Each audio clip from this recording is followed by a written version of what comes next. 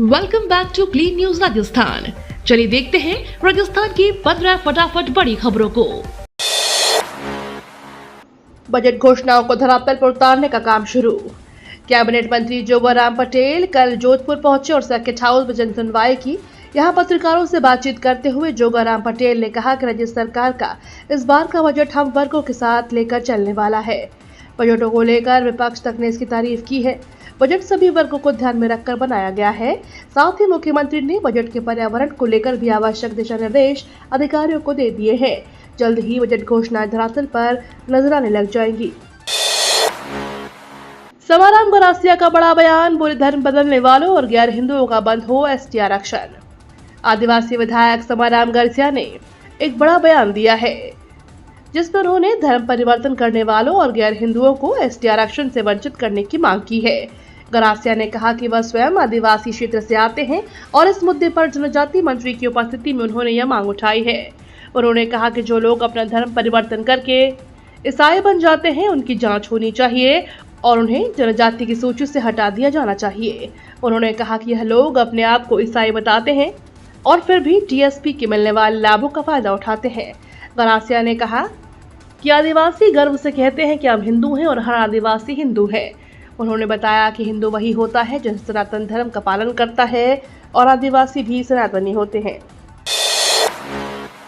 हरीश चौधरी बोले, सारे संसाधन महलों और ठाकुर के लिए। इस मुद्दे पर कहा, हिम्मत है जो कर लो।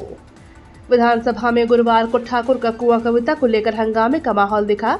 बीजेपी के साथ ही निर्दलीय विधायकों ने हरीश चौधरी पर जातिवाद फैलाने और एक वर्ग को आहत करने का आरोप लगाया। संसदीय कार्य मंत्री जोगाराम पटेल ने सभापति से आपत्तिजनक बातों को सदन की कार्यवाही से निकालने की मांग की। हालांकि हरीश चौधरी ने इसका विरोध भी किया। सत्ता पक्ष और निर्दलीय विधायकों की आपत्ति पर संसदीय कार्य मंत्री जोगाराम पटेल ने कहा कि किसी जाति वर्ग के लिए कमेंट करने पर कोई आहत होता है तो उसको कार्यवाही से निकालना चाहिए। मदन दिलावर ने माफी तो मांग ली लेकिन कांग्रेस को बड़ा हथियार दे गए। 3 जुलाई से शुरू हुए विधानसभा सत्र में इस बार मदन दिलावर छाए रहे। जब से सदन शुरू हुआ था तब से विपक्ष ने उन्हें कुछ भी बोलने का मौका नहीं दिया था। जब भी वो अपनी बात कहने को उठते विपक्ष उन्हें बायकॉट कर देता।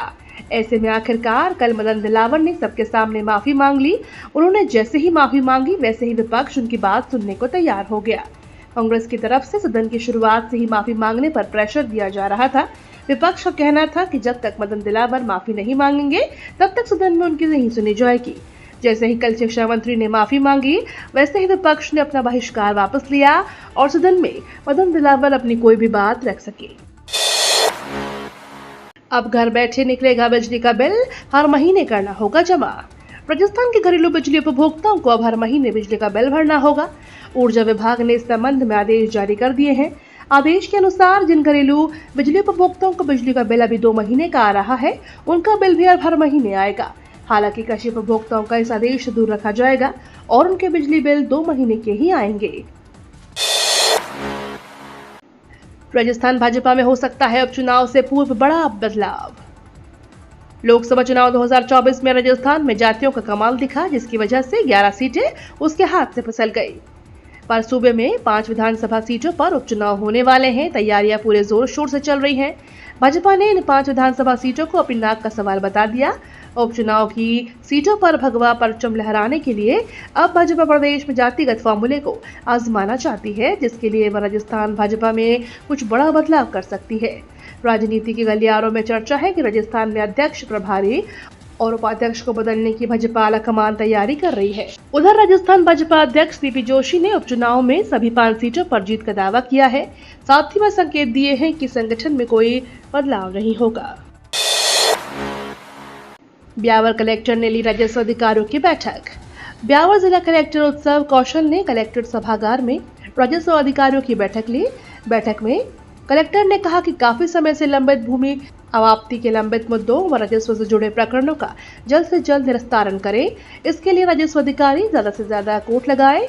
जिला कलेक्टर कौशल ने राजस्व विभाग की समीक्षा बैठक में राजस्व अधिकारियों को भू राजस्व से जुड़ी वसूली, राज्य के भूमि पर अतिक्रमण की रोकथाम करने के निर्देश दिए। उन्होंने बैठक में राजस्व से जुड़े विभिन्न प्रकरणों पर विस्तार से समीक्षा की। नए रूप में एक साथ दर्शन देंगे खाटू श्याम और सालासर हनुमान जी। राजस्थान के सीकर में हर साल लाखों की संख्या में भक्त खाटू श्याम बाबा के दर्शन के लिए आते हैं। आपको बता दें, राजस्थान के लिए एक और खाटू श्याम भवन मंदिर बनने जा रहा है। खाटू श्याम बाबा के साथ यहाँ भक्त सालासर बालाजी के दर्शन भी कर सकते हैं। इस मंदिर में सालासर बालाजी के मंदिर की भी प्राण प्रतिष्ठा होने जा रही है। मंदिर राजस्थान के जोधपुर के पाल रोड के मोतीबा नगर में निर्माण हुआ है। इस मंदिर में सोमवार को प्राण प्रतिष्ठा महामंडलेश्वर कनकेश्वरी देवी और जोधपुर के पीठाधीश्वर शांतेश्वर महाराज की देखरेख में होगा। राजस्थान में शिक्षा प्रणाली का उड़ रहा मजाक। फलौदी जिले के देचू ब्लॉक के कोलू राठौडान गांव के पणजी का बेरा राज्य के उच्च माध्यमिक विद्यालय में स्टेट ओपन की 10वीं और 12वीं की परीक्षा में सामूहिक नकल करवाने के मामले को लेकर प्रशासन हरकत में आया है। अधिकारियों ने इस मामले में न केवल मुकदमा दर्ज करवाया बल्कि निलंबन व नियमानुसार कार्रवाई के लिए मामले को उच्च अधिकारियों को भेजा गया है।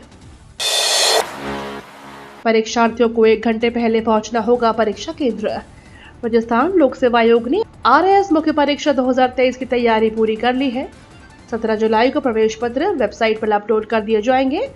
राजस्थान में खाली पड़े कुल 905 सरकारी पदों के लिए परीक्षा ली जाएगी, जिसमें 19,994 अभ्यर्थी शामिल हो रहे हैं। यह परीक्षा 20 और 21 जुलाई को होगी। इसके लिए अजमेर, जोधपुर, जयपुर, कोटा, उदयपुर जिला मुख्यालय पर परीक्षा केंद्र बनाए गए हैं। इसका समय सुबह 9 बजे से दोपहर 12 बजे तक और दोपहर 2:30 बजे से शाम 5:30 बजे तक रखा गया है। इमरजेंसी में भी बंद नहीं होगा जयपुर एयरपोर्ट। अब जयपुर एयरपोर्ट से आपातकालीन परिस्थितियों में भी फ्लाइट्स का ऑपरेशन किया जा सकेगा। दरअसल किसी भी आपातकालीन स्थिति से निपटने और फ्लाइट्स के निर्बाध परिचालन के लिए एयरपोर्ट ने backup airport operations control centre बनाया है। एयरपोर्ट के एयर स्लाइड में तैयार किए गए नए बैकअप AOCC को भी प्राइमरी AOCC की तरफ से सभी तकनीकी उपकरणों और कार्यक्षमताओं से सुसज्जित किया गया है। राजस्थान यूनिवर्सिटी में छात्रों पर लाठीचार्ज। राजस्थान में छात्र संघ चुनाव की मांग को लेकर गुरुवार को राजस्थान यूनिवर्सिटी के बाहर प्रदर्शन कर रहे छात्र नेताओं पर पुलिस ने लाठीचार्ज किया। लाठी और थप्पड़ मारते हुए छात्र नेताओं को जबरन पुलिस वैन में बिठाया है। पुलिस ने 2 दर्जन छात्र नेताओं को हिरासत में लिया। राजस्थान यूनिवर्सिटी में प्रदर्शन कर रहे छात्रों को पुलिस मारते हुए गाड़ी में बिठाया। प्रदर्शन में NSUI, SFI और RLP के छात्र नेता शामिल थे। 31 जुलाई के बाद ITR फाइल करने पर लगेगा 5,000 का जुर्माना। अगर आपने अब तक ITR फाइल नहीं किया तो जल्द ही रिटर्न फाइल कर सकते हैं, क्योंकि 31 जुलाई 2024 तक इसकी लास्ट डेट है। इसके बाद रिटर्न फाइल करने पर 5,000 रुपए तक का जुर्माना लग सकता है। अंतिम तारीख नजदीक आते ही बड़ी संख्या में लोग रिटर्न भर रहे हैं। आयकर विभाग के मुताबिक अभी हर दिन 13 लाख रिटर्न फाइल किए जा रहे हैं। पाकिस्तान से छिन सकती है चैंपियंस ट्रॉफी की मेजबानी।